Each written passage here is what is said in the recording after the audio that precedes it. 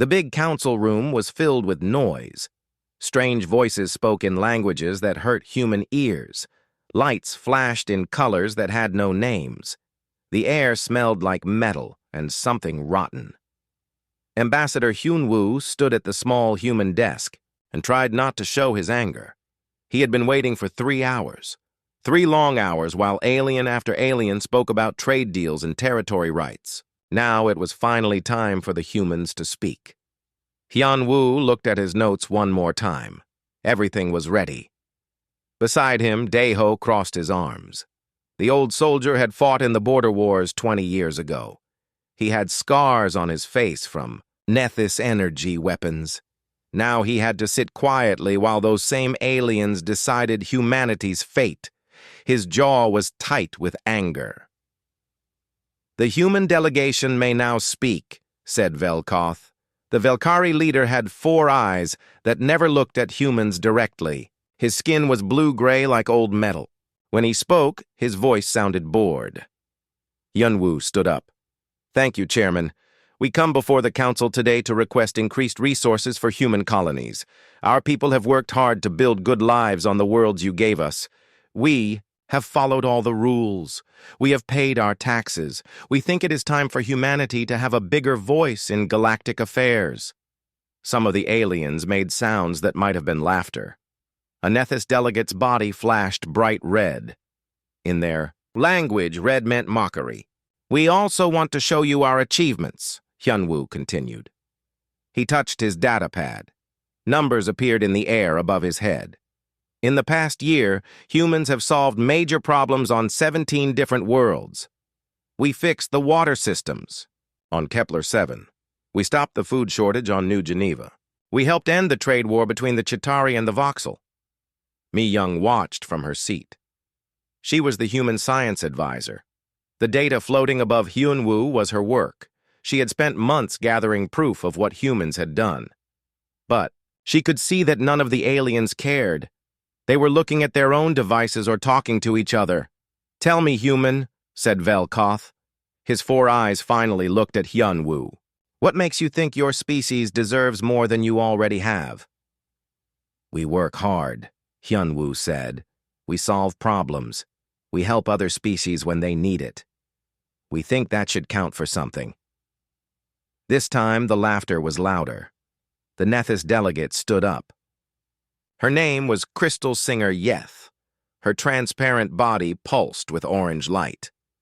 "Humans," she said in her musical voice, "you speak of solving problems, but you use such simple methods. Your technology is old. Your thinking is slow. When you fix something, it is like using a rock to pound a nail.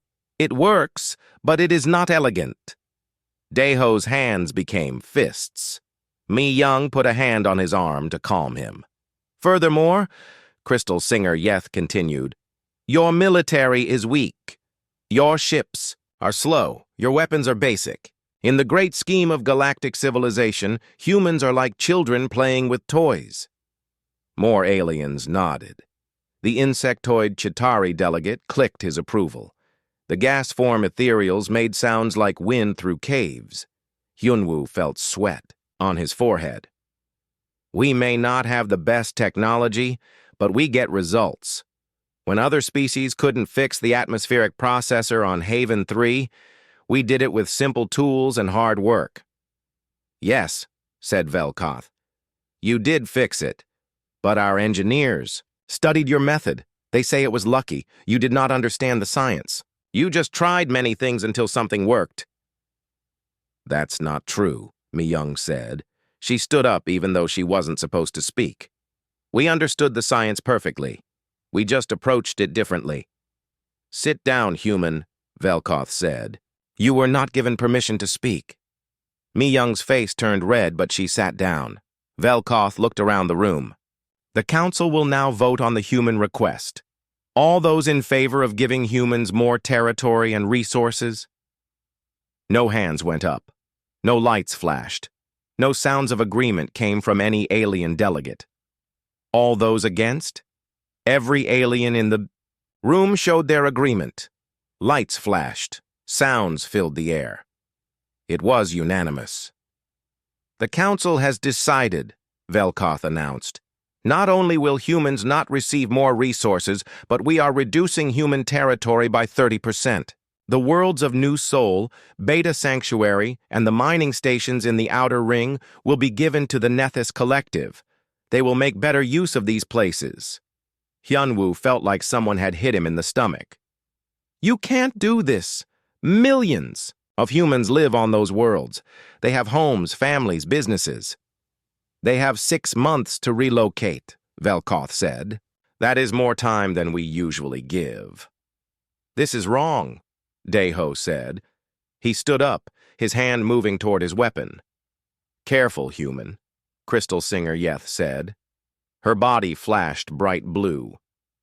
Threats against the Council are punishable by immediate execution. Daeho stopped, but he didn't sit down. Hyunwoo gathered his datapad and notes. His hands were shaking. The human delegation requests permission to leave. Granted, Velkoth said. And human ambassador?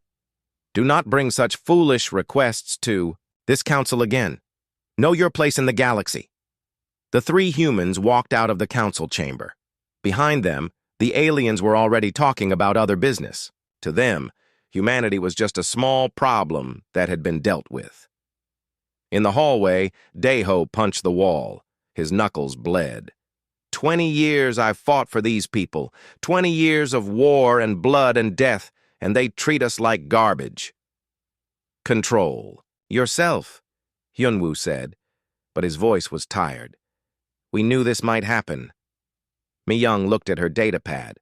All the proof of human achievements was still there. All the problems they had solved. All the help they had given. None of it mattered to the aliens. What do we do now? She asked. Hyunwoo was quiet for a long moment. Then he opened a secure communication channel. The screen showed the face of Jun-sik, Earth's Prime Minister. The old man looked tired. How did it go? Jun-sik asked. As badly as we expected, Hyunwoo said. They rejected our request. They're taking 3 of our worlds away. Jun-sik nodded slowly. I see. And their attitude? They think we're worthless, Daeho said. Less than worthless. They think we're lucky idiots who stumble into solutions. I see, Jun-sik said again. He was quiet for a moment. Then his face became hard. Very well. Ambassador, please return to Earth immediately. Bring all human diplomatic staff with you. Sir? Hyunwoo asked. We tried to work with them, Jun-sik said. We tried to show them what we could offer. They have made their choice. Now we will make ours. The communication ended. The 3 humans looked at each other. What do you think he means? Mi-young asked. Hyunwoo thought about the secret meetings he had attended on Earth, the classified projects, the contingency plans that he hoped would never be needed. I think, he said slowly, the aliens are about to learn something important about humanity. What's that? Daeho asked. That we don't beg twice. As they walked toward their ship, none of them looked back at the council chamber. They didn't see Crystal Singer Yeth watching them through the window. They didn't see the satisfied look on Velkoth's face. The aliens thought they had solved a problem. They thought they had put the humans in their place. They had no idea what they had just started. 6 months had passed since the council meeting. So-young sat in her office on Earth, looking at screens filled with numbers and star maps. As chief of human colonial operations, she controlled the movement of people across 47 worlds. Today, she was about to move them all. Her fingers typed commands into the computer. Code names appeared on her screen. Operation Quiet Dawn, Operation Silent Wind, Operation Farewell Kiss. Each one was a plan to evacuate humans from different planets. She had been working on these plans for years, hoping they would never be needed. Status report, she said into her communicator. Phase 1 is complete, came the reply from Commander Young-sik. All department heads have been briefed. They think it's just another emergency drill. So Young nodded. The beauty of the plan was its simplicity. No one would suspect what was really happening until it was too late to stop it. On Kepler 442b, Dongmin wiped sweat from his forehead. The atmospheric processor hummed quietly behind him. For 3 years, he had kept this machine running. It turned the poisonous air of Kepler 442b into something that humans and aliens could breathe. Without it, the planet would be dead in a week. "Sir," said his assistant, a young human named Tae-jin. "We just got orders from headquarters. We're being transferred to a new assignment." Dongmin looked at the transfer orders on his data pad. To anyone else, it would look normal, but he saw the hidden code buried in the bureaucratic language. It was time to go. "When do we leave?" he asked. "Tomorrow morning. The transport ship arrives at 800. Dongmin looked around the control room. He had spent so many hours here. He knew every sound the machine made, every warning light, every backup system. The aliens who would replace him had the training manuals, but manuals couldn't teach them how to feel when something was wrong. "Sir?" Tae-jin asked. "Should we brief the replacement team?" "They have the manuals," Dongmin said. "That should be enough." He didn't mention that the manuals were missing certain details, small things, the kind of things that only mattered when something went wrong. Across the galaxy, similar scenes played out on dozens of worlds. On Proxima Station, Yoonji finished her last day as head of logistics. The station was huge, a city in space that housed 2 million beings from 12 different species. Every day, she made sure that food, water, and supplies reached every level of the station. "The automated systems are all running perfectly," she told her Nethys replacement. The crystal being's name was Harmonic Flow Kex. "All the schedules are programmed in. All the supply routes are mapped." "This seems unnecessarily complex," Kex said, her body flashing yellow confusion. "Why are there so many backup routes? Why not use the most efficient paths?" "Sometimes the most efficient path doesn't work," Yoonji explained. "Ships break down. Weather changes shipping schedules. Pirates attack convoys. You need alternatives. Our computers can calculate the optimal route for any situation," Kex said. "I'm sure they can," Yoonji said.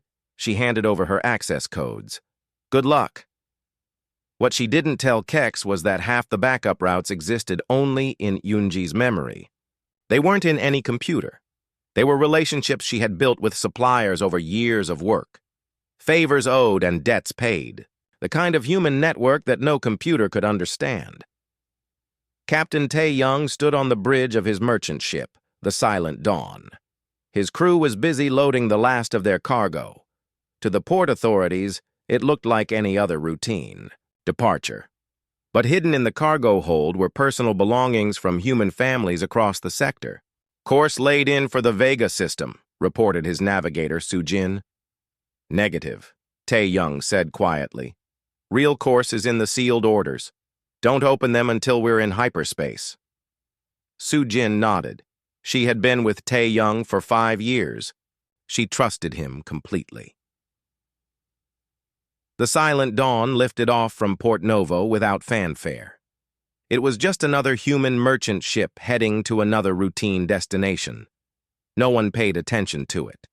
No one tracked where it really went. In hyperspace, Sujin opened the sealed orders. Her eyes went wide. "Captain," she said, "these coordinates? They're beyond the galactic rim. There's nothing out there." "There is now," Tae-young said. Jinnah sat in her research lab, typing the final lines of her report. For 3 years, she had been studying something that no one else cared about: how humans fit into galactic civilization. Not the obvious things like trade or military power. The small things, the connections, the interdependencies. What she had found scared her. Humans weren't just participants in galactic civilization. They were the glue that held it together. They fixed things that other species couldn't fix. They solved problems that other species couldn't solve. They made connections that other species couldn't make. And now they were all leaving. "Computer," she said. Schedule this report for transmission in 72 hours. Mark it as priority alpha. Report scheduled, the computer replied. Jinnah gathered her personal items and locked the lab. By the time her report reached the Galactic Council, she would be long gone. The evacuation was happening everywhere, but it was so quiet that nobody noticed. Humans didn't make grand announcements. They didn't file formal complaints. They just left. On New Geneva, Dr. Kyung-soo finished his last surgery. The patient was a Chitauri soldier who had been injured in a mining accident.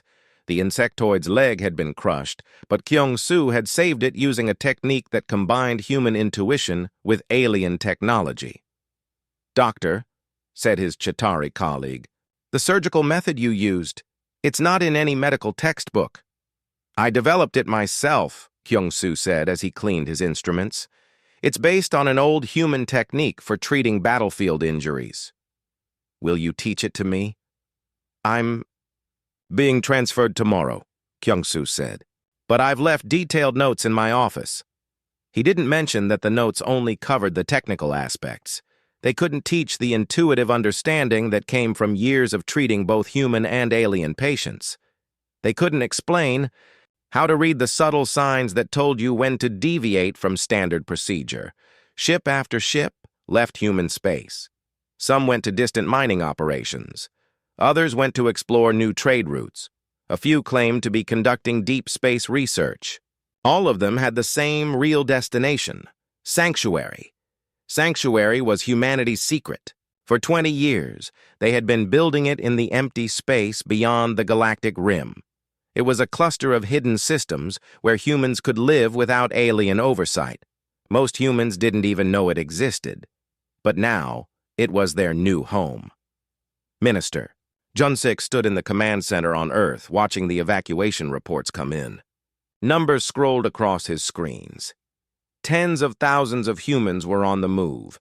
Ships, supplies, equipment, all heading towards Sanctuary.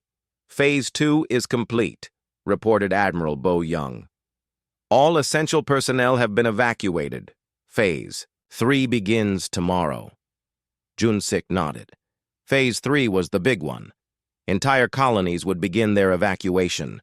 Millions of humans would disappear from galactic civilization in a matter of weeks. "Any signs that the aliens suspect?" Jun-sik asked. "None," Bo Young replied. "They're treating it as routine personnel transfers. Some of them are actually happy to see us go." "They won't be happy for long," Jun-sik said. On Outer Station 7, the last human engineer finished uploading new software to the station's computer systems. The software looked like a simple maintenance update. In reality, it was much more than that. The engineer's name was Woo Jin. He had designed the station's core systems 5 years ago. Now he was updating them one final time. The new software would keep everything running for exactly 90 days. After that, the aliens would be on their own. "Upload complete," he told the station commander, a proud Velkari named Sector Lord Velnex. "Finally," Velnex said, "your primitive computers require constant attention. When will your people learn to build proper systems?" "Soon," Woo Jin said.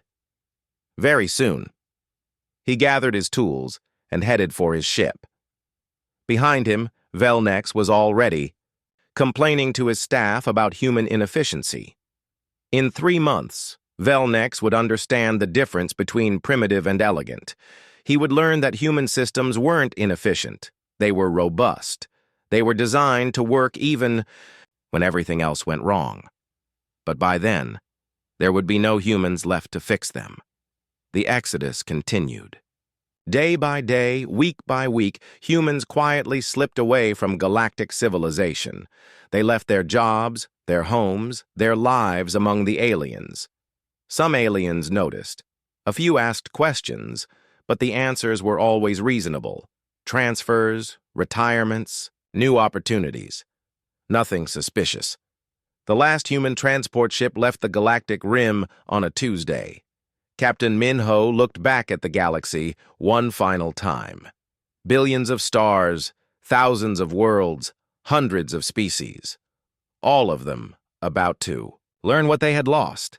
Course for Sanctuary, he told his navigator. Aye, Captain. Estimated arrival in 6 days. Minho settled into his captain's chair. In 6 days, he would be home. Really home. Not a guest in someone else's galaxy, but a citizen of humanity's own space. Behind them, the galaxy continued to spin. The aliens continued their lives. The Galactic Council continued its meetings. None of them realized that the foundation of their civilization had just quietly walked away. Station Commander Zeth Mole stared at the red warning lights flashing across his control panel. The Velkari officer had been in charge of Deep Space Station 12 for 8 years. In all that time, he had never seen so many system failures at once. Report, he barked at his operations chief. Sir, we have life support fluctuations on levels 7 through 12. Navigation systems are reporting random errors. Communications are cutting in and out. And the waste recycling plant has completely stopped working. Zeth Mole's 4 eyes blinked in confusion. When did this start? 3 days ago, sir. Right, after the human maintenance chief left for his new assignment. Get me the replacement team. The replacement team was led by a young Velkari engineer named Tech Prime Colvex. He was brilliant by Velkari standards. He had graduated top of his class from the Imperial Technical Academy. He should have been able to handle simple maintenance tasks with ease. Tech Prime, Zeth Mole said. What is causing these failures? Colvex looked nervous. Sir, we're not entirely sure. The human engineer left detailed manuals, but the systems aren't responding as the manuals indicate they should. Explain? Well, sir, the life support manual says to adjust the oxygen mixture every 12 hours. We're doing exactly what it says, but the readings keep fluctuating. The manual shows clear procedures, but when we follow them, the system behaves strangely. Zeth Mole was growing angry. How can a system behave strangely? Either it works or it doesn't. That's what we thought, sir. But the human engineer seemed to know things that aren't written down anywhere. He would look at a readout and just know what to do, even when the readout looked normal to us. On the agricultural world of Haven 7, Crop Master Vrex of the Chitauri species faced a different kind of crisis. The insectoid alien stood in what had once been humanity's most productive farming sector. Now the crops were dying. Explain this to me again. Vrex clicked to his science team. The soil chemistry is correct. The water pH is perfect. The artificial sunlight provides the exact spectrum these plants require. Why are they dying? Unknown, Crop Master, replied his chief botanist. According to all our measurements, these plants should be thriving. Vrex walked between the rows of withering vegetables. 3 months ago, this same field had produced enough food to feed a city. The human agricultural specialist, Gildong, had managed it with what appeared to be primitive methods. No advanced soil synthesizers, no molecular-level nutrient delivery systems. Just simple techniques that any species could have used. Show me the human's records again, Vrex demanded. The botanist brought up a holographic display.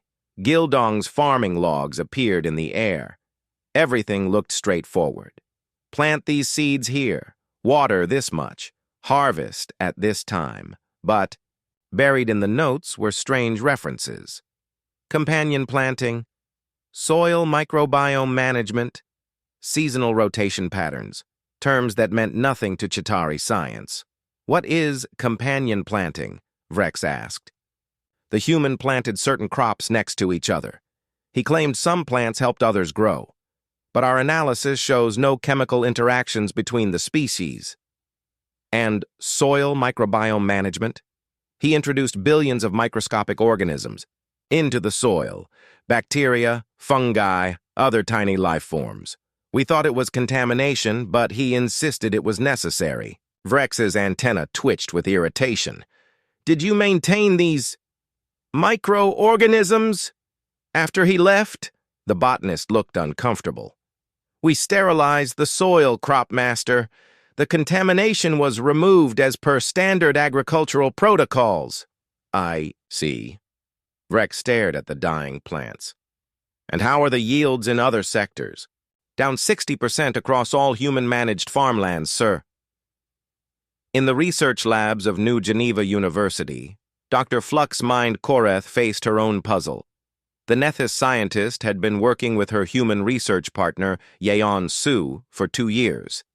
Together, they had made breakthrough after breakthrough in quantum field manipulation. Now, working alone, she couldn't replicate even their simplest experiments. "Computer," she said to her lab AI, "run simulation 47B again." "Simulation complete," the computer replied. "Results match theoretical predictions within acceptable parameters." But when Koreth tried to run the actual experiment, it failed. Every time, the quantum fields would form correctly, hold for a few seconds, then collapse into chaos. She had the same equipment, the same materials, the same mathematical models. Everything was identical to what she and Yansu had used together, but something was missing. Koreth thought back to those collaborative sessions. Yansu had a strange way of working. He would set up the equipment exactly according to the specifications, but then he would make tiny adjustments.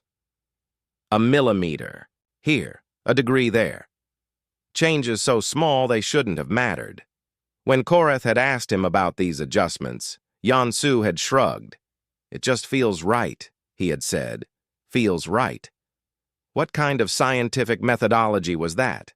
But those tiny, unscientific adjustments had made the difference between success and failure.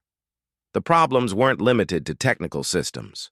On the trade station Merchant's Rest, disputes that had been minor annoyances were escalating into serious conflicts. Wanbin had been the human cultural liaison at the station. His job was to help different species understand each other when disagreements arose. The station hosted traders from dozens of worlds, and cultural misunderstandings happened daily. Most aliens considered Wanbin's job to be pointless. After all, the station had clear rules. Contracts were standardized. Universal translators made communication possible. What need was there for a cultural liaison? Now they were finding out. "The voxel traders are threatening to leave," reported station manager Grixnell to his staff. "They say the Chitauri are intentionally insulting them." "How?" asked his security chief. "The Chitauri have been storing their cargo pods in the lower levels. The voxel claim this is a sign of disrespect." "But the lower levels are cheaper," the security chief pointed out. "The Chitauri are just being economical. Try explaining that to the voxel." What the aliens didn't understand was that every species had unwritten rules. Cultural signals that meant nothing to outsiders, but everything to insiders. Wanbin had spent years learning these hidden languages. He knew that voxel valued height as a status symbol. He knew that Chitauri valued efficiency above all else. When conflicts arose, he could translate not just words, but meanings. Without him, minor misunderstandings became major disputes. Dr. Insu's absence was felt most keenly. In the medical centers, the human had been head of interspecies medical corps, and his techniques had seemed crude compared to advanced alien healing technologies. Human medicine relied on things like bedside manner and patient observation. Aliens had scanners that could diagnose illness at the molecular level. They had healing rays that could repair tissue instantly. What did they need with human medicine? But now, treatment success rates were dropping across all species. "I don't understand it," said Chief Medical Officer Healer Prime Yithwell to her staff. "Our equipment is superior to anything the humans used. Our diagnostic capabilities are far more advanced, but somehow we're getting worse results." Perhaps the humans were lucky, suggested one of her assistants. Lucky for 20 years, consistently? What they didn't realize was that human medicine wasn't just about fixing problems. It was about understanding them. Humans looked at patients as complete beings, not just collections of symptoms. They considered factors that no scanner could measure: stress, fear, hope, will to live. When Insu had treated patients, he had talked to them. He had listened to their concerns. He had used treatments that addressed not just physical illness, but mental and emotional health as well. The aliens had the tools to cure disease, but they had lost the art of healing. On Kepler 442b, the atmospheric processor that Dongmin had maintained for 3 years was showing signs of strain. The replacement team had followed the manual exactly, but the machine was behaving unpredictably. "The primary scrubber is running hot," reported the new chief engineer. "Adjust the coolant flow," ordered his supervisor. I did, according to the manual. "But the temperature keeps rising. Check the backup systems." All backup systems are functioning normally, but the main system is still overheating. What they didn't know was that Dongmin had made hundreds of small modifications to the system over the years. Tweaks and adjustments that weren't documented anywhere. Changes that had optimized the machine for the specific conditions on Kepler 442b. The manual described a generic atmospheric processor, but every world was different. Every installation had unique challenges. Dongmin had learned to read the machine's moods, to understand its quirks, to know when it needed special attention. The replacement team had the knowledge to operate the machine, but they didn't have the wisdom to understand it. These problems might have been manageable if they had been isolated incidents.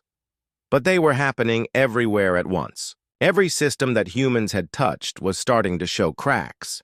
The aliens tried to solve the problems with their superior technology and intellect. They ran diagnostics, they updated software, they replaced components, they followed procedures, but the problems persisted. And gradually, they began to get worse. Some aliens started to wonder if the human departures were really just coincidental, but that seemed impossible. Humans were the least advanced species in the galaxy.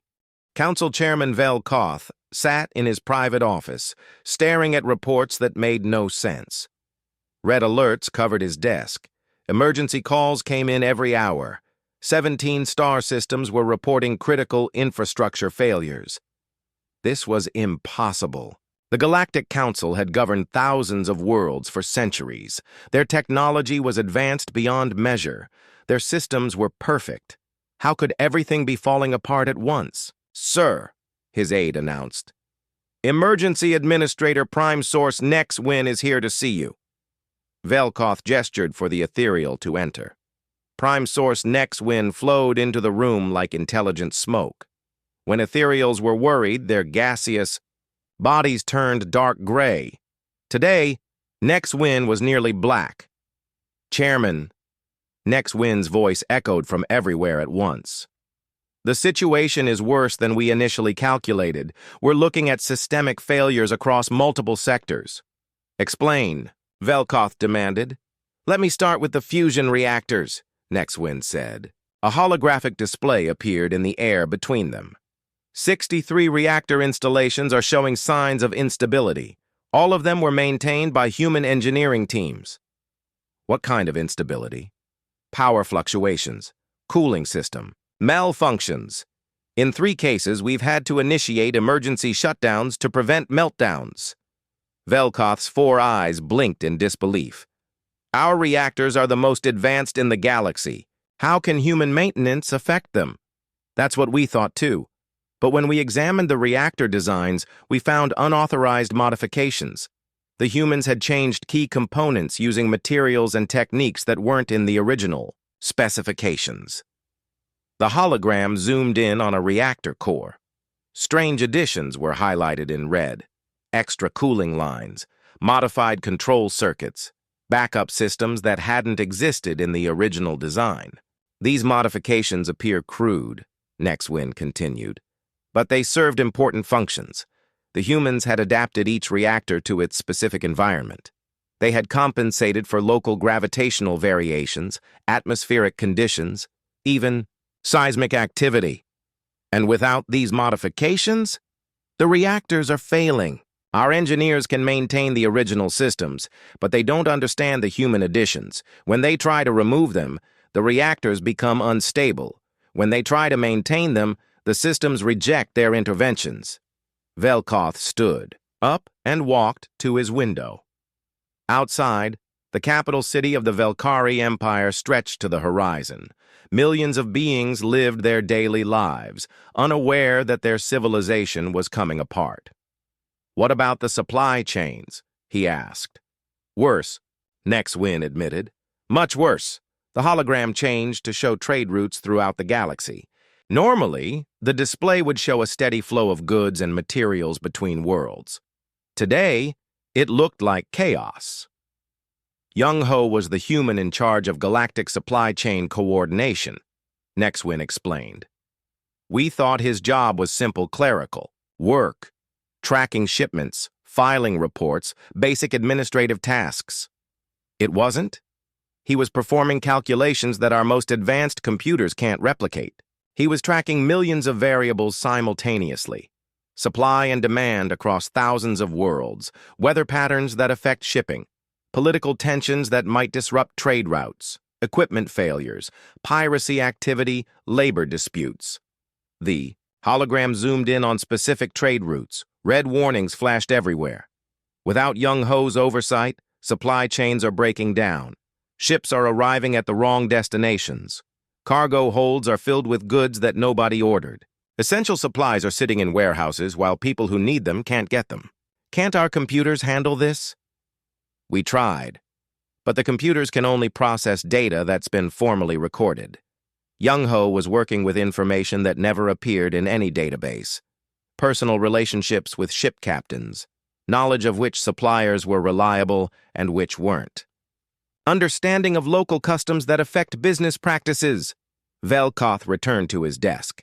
The stack of emergency reports seemed to grow larger every time he looked at it. "Sir," his aide's voice came through the communication system. "Sector, Medical Administrator Healer Supreme Zixtal requests immediate audience. She says it's about the medical crisis. Send her in." Healer Supreme Zixtal entered the office. The tall, spindled alien moved with urgent purpose.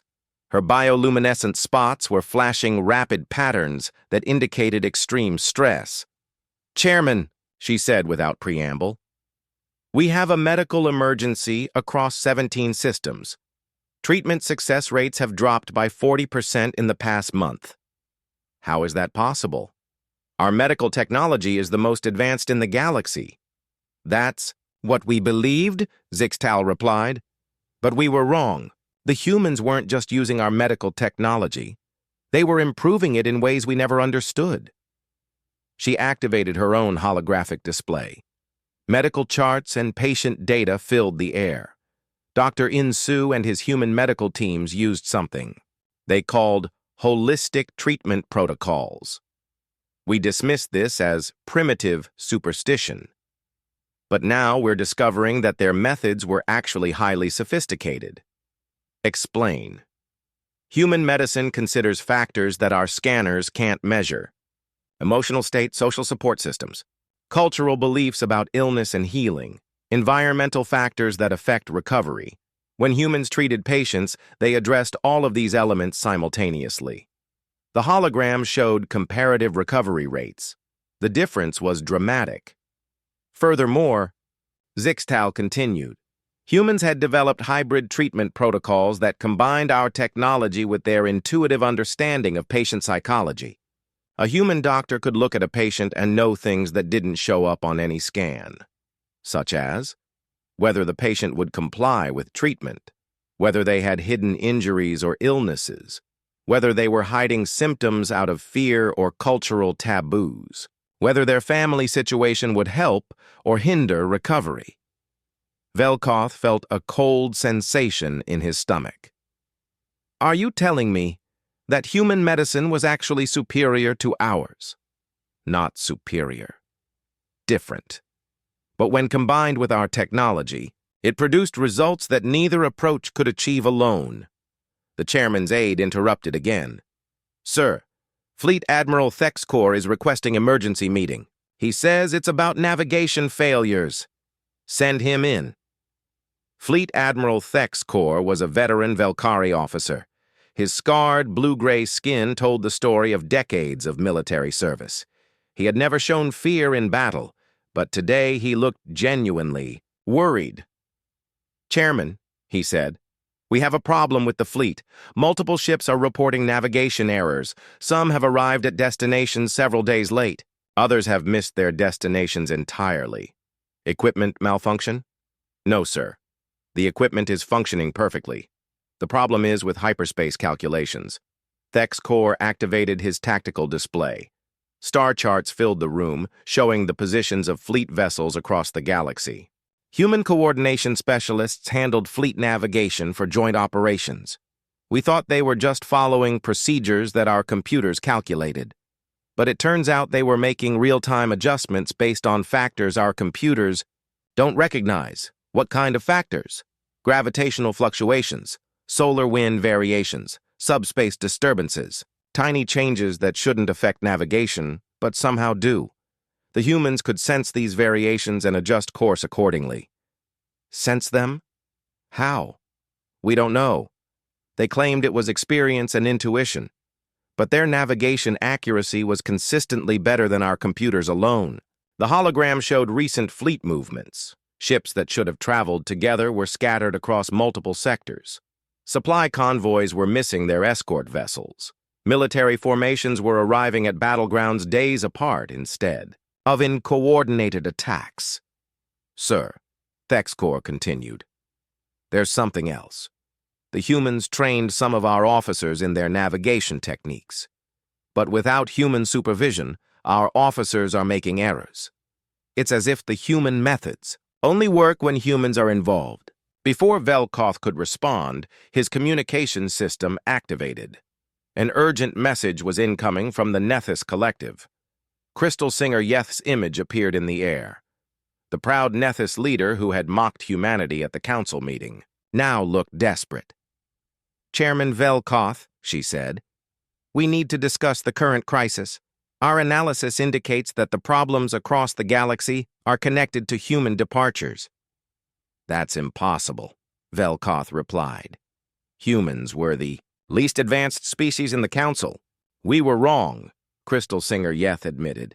"We have been analyzing the pattern of failures. Every critical system that is malfunctioning was maintained or operated by humans. Every broken supply chain was managed by humans. Every failing research project had human participants. Correlation is not causation. Normally, I would agree. But we just received a data transmission from Earth. A final report from a human researcher named Jinnah. Chairman, you need to see this. The transmission was titled The Invisible Foundation, How Humanity Became the Galactic Nervous System. As Velkoth read, his anger turned to dismay, then to horror. The report detailed exactly how humans had become integrated into every aspect of galactic civilization. Not as leaders or decision-makers, but as problem-solvers and system maintainers. They had filled the gaps between alien technologies. They had bridged the differences between alien cultures. They had provided the flexibility and adaptability that kept complex systems running. The emergency session of the Galactic Council had been called for the first time in 300 years. Representatives from every major species filled the great chamber. But this time, there was no noise, no casual conversation, no displays of arrogance. Fear had silenced them all. Chairman Velkoth stood at the center podium, his 4 eyes scanning the assembled delegates. 6 months had passed since humanity's departure. The cascade of failures had accelerated beyond anyone's worst predictions. "Fellow delegates," he began, "we face the greatest crisis in galactic history. 3 entire sectors are on the verge of complete civilizational collapse." The massive display screen behind him lit up with maps of the galaxy. Large areas were now colored red, indicating critical system failures. More areas were yellow, indicating systems under severe stress. Only small pockets remained green. "Emergency Admiral Threxzin will brief us on the military situation." Admiral Threxzin approached the podium. The veteran Velkari officer looked like he had aged years in the past few months. His proud military bearing had been replaced by barely controlled desperation. "Honored delegates," he said, "our fleet is in crisis. Without human coordination specialists, we cannot maintain formation during hyperspace jumps. Ships are arriving at destinations days late, or not arriving at all." The display showed the current positions of major fleet elements. What should have been orderly formations looked like random scattering of ships across space. Last week, the Third Battle Fleet was supposed to rendezvous at Kepler Station for joint exercises with the Nethys Defense Force. Half the ships never arrived. 6 ships ended up in completely different star systems. 2 ships haven't been heard from at all. Murmurs of shock rippled through the chamber. The calculations that humans performed seemed simple, Threxzin continued. Basic navigation math. But we now understand they were making intuitive adjustments for factors our computers cannot process. Without those adjustments, hyperspace navigation has become unreliable. "What about our automated systems?" asked a Chitauri delegate. "Our computers can plot courses perfectly, in theory, but hyperspace is not theoretical. It's full of variables that change constantly. Gravitational fluctuations, energy fields, subspace currents. Humans could sense these changes and adjust accordingly. Our computers cannot." Crystal Singer Yeth stood to address the chamber. The once proud Nethys leader looked diminished. Her crystalline body, which normally pulsed with confident blue light, now flickered with nervous yellow patterns. "The Nethys Collective has lost 17 major installations," she announced. "Fusion reactors, atmospheric processors, manufacturing facilities, all systems that were maintained by human engineering teams." "But surely your superior technology can compensate," asked a voxel representative. "That's what we believed, Crystal Singer," Yeth replied. "But we were catastrophically wrong. Human engineers didn't just maintain our technology, they improved it. They made thousands of small modifications that optimized each system for its specific environment." The display changed to show technical schematics. The differences between original designs and human-modified systems were highlighted. These modifications used simple materials and crude techniques. We dismissed them as primitive, but they were actually elegant solutions to complex problems. Without human understanding of these modifications, our systems are failing. "Can't you simply remove the human modifications and return to the original designs?" asked an ethereal delegate. "We tried. The systems become even more unstable. It appears that the humans didn't just add components. They created integrated networks of improvements. Remove one part, and the entire system becomes unreliable." Grand Economist Neith Wei of the Voxel Trade Federation approached the podium. Next, the tall, thin alien's usually perfect posture was bent with exhaustion. "The economic situation is beyond critical," she announced. "Productivity has dropped 75% across all sectors. Trade routes are in chaos. Supply chains have completely broken down." The economic data painted a terrifying picture. Worlds that had prospered for centuries were now facing shortages of basic necessities. Manufacturing had slowed to a crawl. Food distribution was failing. Young Ho, the human who managed galactic supply coordination, was performing calculations that we now realize were impossible by normal standards, Nithway explained. He was tracking millions of variables simultaneously: weather patterns, political tensions, equipment reliability, labor disputes, local cultural factors that affect business practices. "Your computers should be able to handle such calculations," suggested a Velkari delegate. "Our computers can process any data that's formally recorded." But Young Ho was working with information that never appeared in any database. He knew which ship captains were reliable under pressure. He understood local customs that affect business relationships. He could predict which suppliers would have problems before the suppliers knew it themselves. Science Director Kef Lorne of the Ethereal Collective flowed forward to speak next. His gaseous form was darker than anyone had ever seen. a sign of extreme distress among his species. Scientific research has completely stopped, he announced. We haven't achieved a single breakthrough in 6 months. This statement shocked the assembly. Galactic science had been advancing steadily for millennia. The idea that progress could simply stop was unthinkable. Human researchers didn't contribute much to our theoretical understanding, Keflorn continued. Their mathematics were basic. Their technology was primitive, but they provided something we never recognized: creative insight. Explain, demanded Velkoth. Humans made connections that we couldn't see. They combined ideas from different fields in ways that seemed random but produced remarkable results.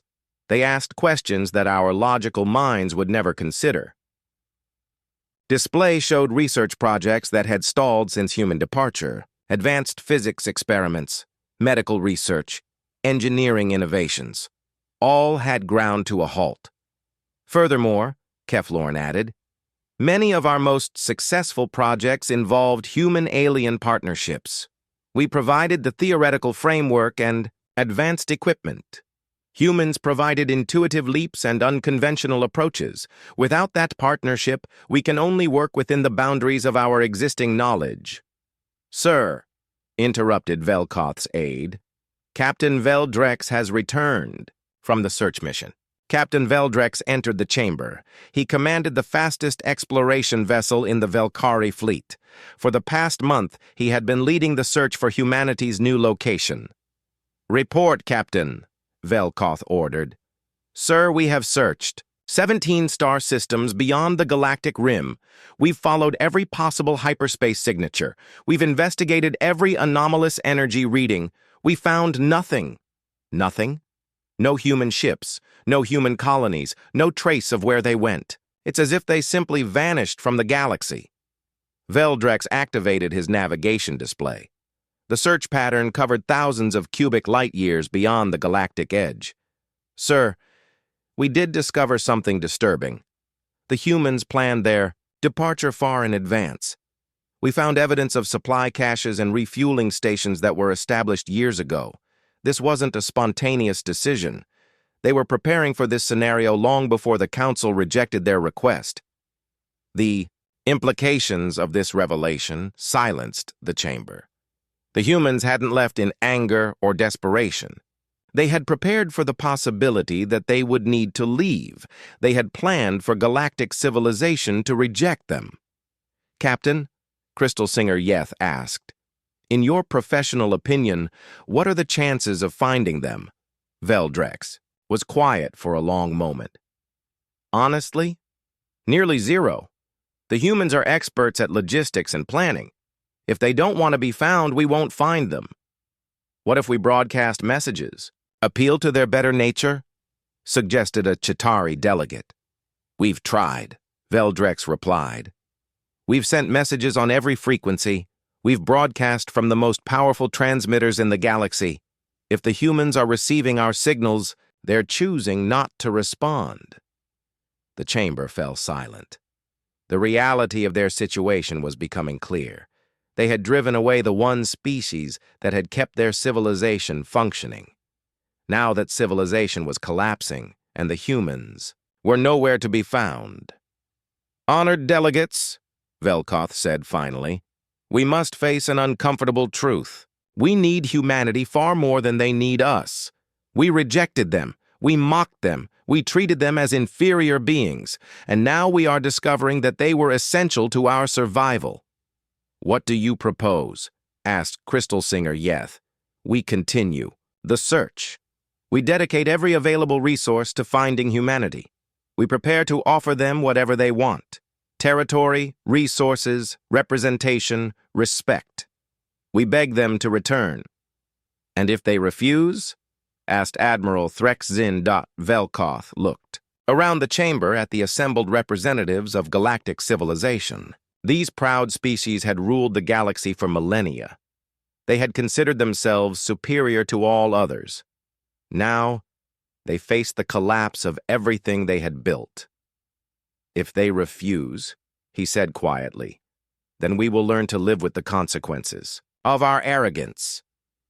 The vote was unanimous. Every available ship would join the search for humanity. Every diplomatic channel would be used to appeal for their return. No expense would be spared. But as the delegates filed out of the chamber, many wondered if it was 1 year had passed since humanity's quiet exodus from galactic civilization. Prime Minister Jun-sik stood on the observation deck of Sanctuary Prime, looking out at a view that would have been impossible a year ago. Below him stretched the first human city built entirely free from alien oversight. Clean lines of architecture blended human creativity with lessons learned from decades among the stars.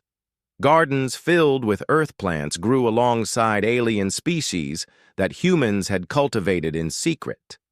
Ships moved through the busy spaceport. All of them human-designed, human-built, human-operated. "The morning reports, sir," said his aide, Commander Bo-young. Jun-sik accepted the datapad and scrolled through the intelligence reports from the galaxy they had left behind. The news was worse than even his most pessimistic projections had predicted. 17 more colonies went dark this week, he said quietly. "Yes, sir. That brings the total to over 300 failed worlds. The Galactic Council is estimating that the remaining civilization will contract to less than 40% of its previous size within the next 6 months." Jun-sik continued reading. System after system was failing. The grand civilization that had once spanned thousands of worlds was crumbling. "Any word from our monitoring stations?" Captain Dong-sik's long-range reconnaissance detected another alien search fleet 2 days ago. "That's the 15th one this month. They're getting more desperate." "Did they detect our scouts?" "No, sir. Captain Dong-sik reported that their search patterns are becoming erratic. They're checking the same areas multiple times. Some of their ships are showing signs of mechanical failure." Jun-sik wasn't surprised. Without human maintenance crews, even the aliens' most advanced vessels would eventually break down.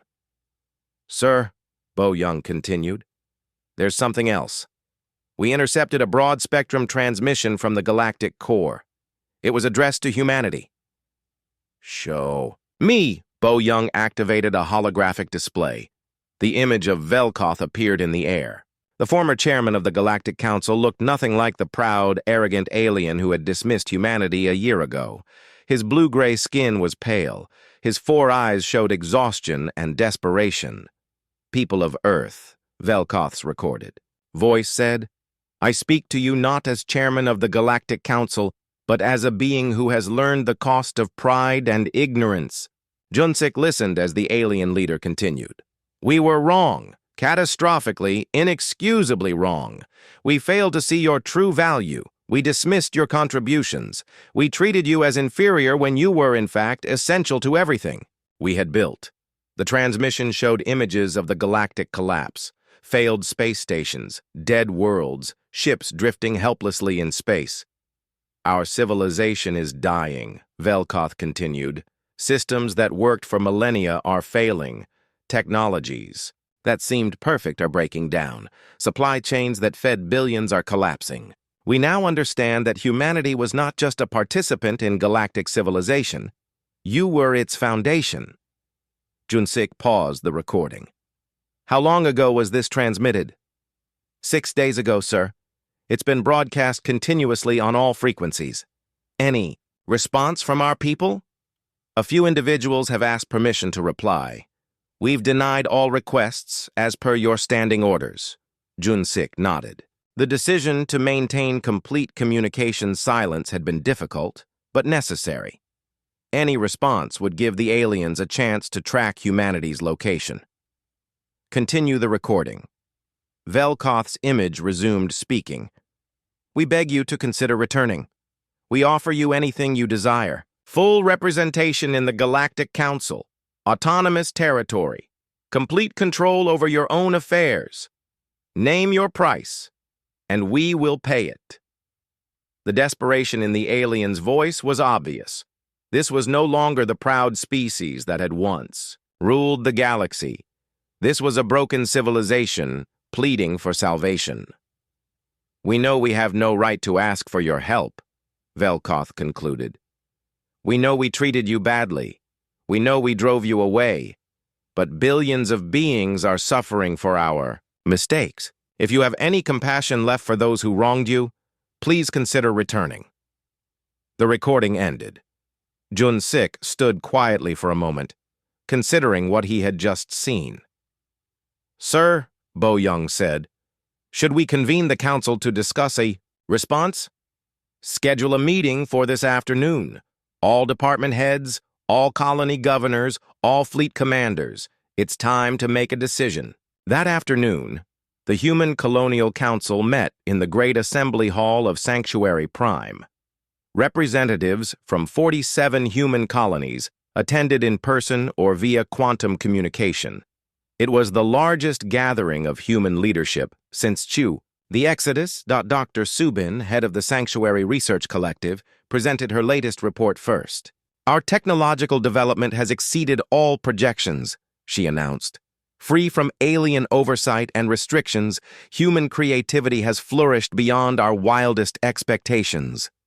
The display showed remarkable innovations. Fusion reactors that were twice as efficient as anything the galaxy had ever seen. Hyperspace drives that could travel distances the aliens thought impossible.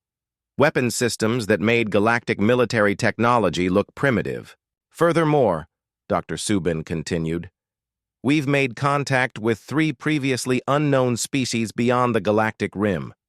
2 of them have expressed interest in trade relationships. 1 has shared scientific knowledge freely. What about our population? Ask Governor Heywan of New Seoul Colony." "Growing steadily," replied Demographics Director Min Ho. "Birth rates are up 30% from pre-Exodus levels. Morale is at an all-time high. Surveys show that 96% of our people consider the Exodus to have been the right decision." Admiral Kyung-ho presented the military situation. "Our defensive capabilities are now superior to anything the galactic civilizations possess. If they somehow found us and attempted to force our return, we could defend ourselves successfully." "What about our moral obligations?" asked Dr. In-soo, the former head of Interspecies Medical Corps. "Billions of innocent beings are suffering for their leaders' mistakes." This question sparked intense debate. Some argued that humanity had no obligation to help those who had rejected them. Others insisted that compassion demanded they consider returning to help. "Let me ask you this," said Commander Young-sik. "If we returned tomorrow, what would change? Would the aliens treat us as equals, or would they use us to fix their problems and then dismiss us again once the crisis passed?" "The aliens are desperate now," pointed out cultural specialist Yoon-ah. "But desperation passes. When their civilization recovered, would they remember the lessons they claimed to have learned?" The debate continued for hours. Arguments were made on all sides. Some wanted to return immediately to help the suffering. Others wanted to negotiate from a position of strength. A few insisted that humanity should never return at all. Finally, Jun-sik called for quiet. "Before we make any decision," he said, "I want to share some additional intelligence that I've kept classified until now." The room fell silent. "Our long-range monitoring has detected something troubling," Jun-sik continued. "The galactic civilizations aren't just struggling with technical problems. They're beginning to fight each other. New images appeared on the display. Fleet movements, border skirmishes, trade wars escalating into actual conflicts. Without human cultural liaisons and diplomatic intermediaries, old tensions are re-emerging. The Velkari and Nethys are already in open conflict over resources. The Chitauri have closed their borders to all other species. The Voxel Trade Federation has collapsed entirely. How long before complete chaos?" asked Admiral Kyung-ho. "Our analysts estimate 6 months before full-scale interspecies war, maybe less." This revelation changed the atmosphere in the room. If the galactic civilizations went to war, billions more would die. "Sir," said Communications Director Eugene, "we've prepared a response to the galactic transmission. With your permission, I'd like to present it." Jun-sik nodded. "The response is brief," Eugene said. "It acknowledges their message but makes our position clear. She activated the recording system. June 6 image appeared on the display. To the former members of the Galactic Council, his recorded voice said, "We have received your message. We understand your situation. We recognize your desperation." June 6 paused in the recording, his expression serious but not cruel. "You ask us to return. You offer us concessions. You promise us respect, but you misunderstand the fundamental issue." The recording continued. "We didn't leave because you failed to give us enough territory or representation. We left because you failed to recognize our worth as equals. You treated us as inferior beings whose contributions didn't matter. Now you want us to return and save you from the consequences of your own arrogance. You want us to fix the systems you broke, restore the order you destroyed, heal the wounds you inflicted upon yourselves." June 6's expression hardened. "But here is what you still don't understand. We were never your servants. We were never your maintenance crew. We were your partners, and you rejected that partnership. You had decades to learn our value. You had countless opportunities to treat us as equals. You chose contempt instead. Now you face the price of that choice." The recording reached its conclusion. "Humanity has found a new home beyond your reach. We are building a civilization based on cooperation, respect, and mutual understanding. We wish you well in your efforts to rebuild what you have lost."